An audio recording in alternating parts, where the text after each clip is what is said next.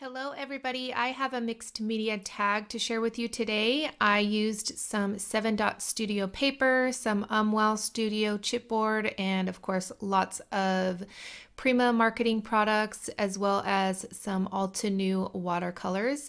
And all of those supplies will be listed in the description box down below, so be sure to check it out. Before I get started, if you haven't done so already, please give this video a thumbs up. I really appreciate it.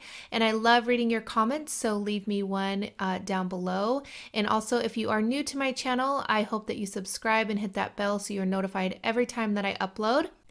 I am starting off with a Prima large chipboard tag, and I traced it so that I can use some of this Northern Lights paper from 7-dot Studio. I absolutely love this paper. It is so gorgeous. I love the purple and, well, mainly the purple and the pinks. They're just so pretty. I am adhering that paper to the tag with some 3D gloss gel. You can use any type of glue that you would like. I am now adding some white gesso, just sort of to mute some of those colors a little bit, because I am going to be adding some more color later. And then I will add some clear gesso over the full tag so that my whole tag is prepped for any type of sprays or paints or anything that I want to add later. And you want to use gesso so that any of the sprays or paints that you use later will not seep into the paper. If you don't use gesso, the paper will absorb all of that moisture and all of those sprays and paints. I am now going to add some clear crackle paste. I usually like to add some white crackle paste. That's my favorite. There's white, copper, gold, and clear, I believe.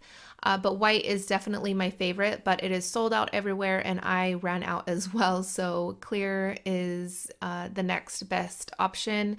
It works fine, but I find that the white crackle paste gives the best cracks in my opinion. But hopefully the white crackle paste will be in stock soon places so that I can stock up on more of it and I will have a lot on hand. All right, I am using the new Prima stencil that I got. This one's from Finnabair. I absolutely love the design on it. It's so pretty. And I'm using some paper paste. And I am using my new Tonic Studio spatulas, which I absolutely love. I think I love them more than the Finnabair ones, and I'm definitely going to have to get a couple more packs. They clean off a little bit easier. They're a little bit more comfortable in my hand, and they just seem a little bit sturdier than the Prima ones. All right, so after the paper paste dried, which it dries pretty quick, I am now adding some color with my Altenew watercolors, and there is lots of beautiful colors in this palette. I have lots of different sprays, but if it seems like I don't have a color that fits the look that I'm going for, I always can rely on my Altenew watercolors to give me the perfect color. In the end, I do add some Impasto paint, watered down, because I wanted it a little bit darker, but that will come a little bit later. But for now, I am just using the purples, and as I watered it down, I noticed that it got really bright pink, and I didn't really want that. That's why I ended up using the Impasto acrylic paints later on. But I'm just kind of outlining where I want all of that color to go. And I love how the paper paste soaks up that color. It's just really pretty. It's hard to explain what it does or how it looks unless you have it in hand. I personally like this and the light paste from Crafter's Workshop, or the light and fluffy paste from Crafter's Workshop, the best for adding texture or any type of texture paste. But that's my personal preference. I'm trying to add darker purple, but then it just ends up going bright pink, and I didn't really like that too much. I didn't want that really bright color, so I'm trying to get a lot of that water to come off so that hopefully it will stay dark, but like I said, it didn't. The only thing that I seem to not like about the paper paste is that it reacts to water fairly quickly. Even though it was dry, it soaked up a lot of that water that I was adding. And the light and fluffy paste doesn't seem to do that as quick. I can add quite a bit of water and moisture to the light and fluffy paste, but the paper paste tends to soak it up a little bit quicker. So I had to be careful to not smush any of that paste.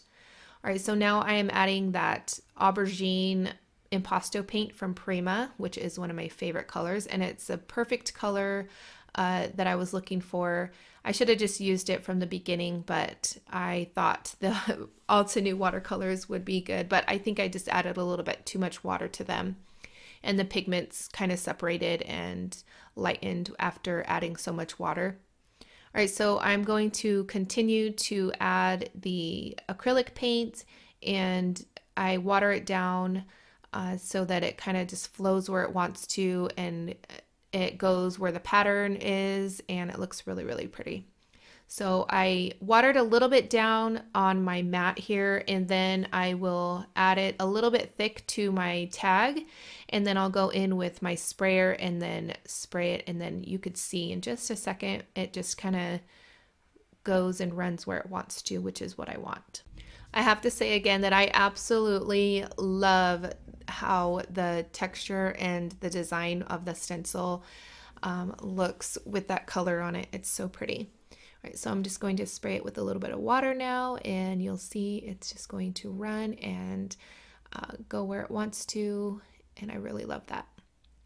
All right, now I am adding a little bit darker color. This is like a almost black color in the Altenew watercolor set, and I was a little bit hesitant to add any more Altenew watercolors to this project, but it ended up working out perfectly.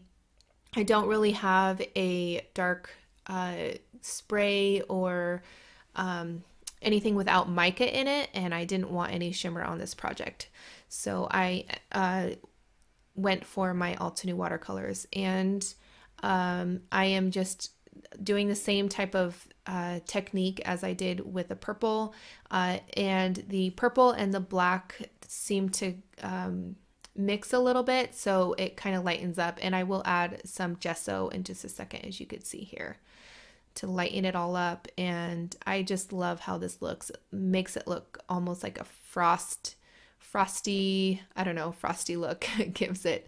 But this technique I use all the time, and I use my heat tool with a dry brush, and that just means there's no water on it and very little paint.